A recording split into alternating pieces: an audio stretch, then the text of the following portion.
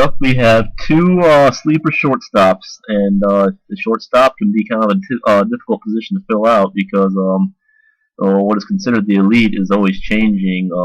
It's probably a year or two ago, you'd say Troy Tulowitzki, Healing Ramirez, Jose Reyes. You would probably say that those guys were the elite. And now you look back and injuries and just terrible slumps kind of marred those guys' seasons. And so if you would have taken them in the first round, you probably weren't too happy about that.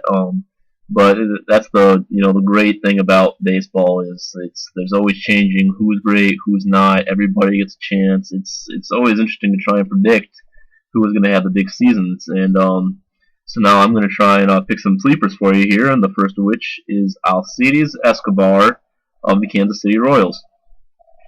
This guy had a pretty good year. Hopefully you've heard about him. I know I hadn't. I was behind the game. But if you follow baseball, you probably have heard about him. He came within range of 200 hits. He had 177 hits, hit 293. He stole 35 bases. So this guy is another kind of like Altu. He can hit for a high average, and he makes hell on the base path. So those are two nice stats to have. If you need a guy who can consistently get the hits for you, just put those.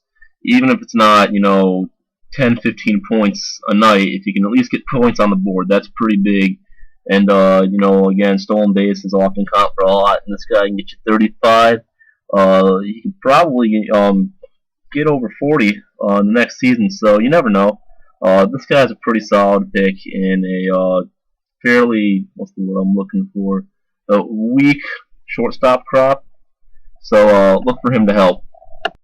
With that said, we'll go ahead and transition to our other fantasy shortstop sleeper pick, and we have Zack Cozart of the Cincinnati Reds. And I'm really confident in both these picks, but this guy especially, he hit 246, scored 72 runs, 15 home runs. So he is a pretty solid, as far as shortstop goes. He's got those above average numbers.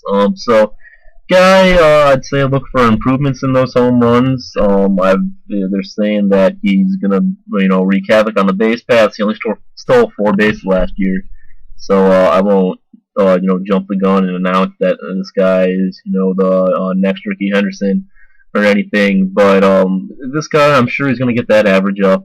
He's a solid hitter. I'm sure that everything will come around.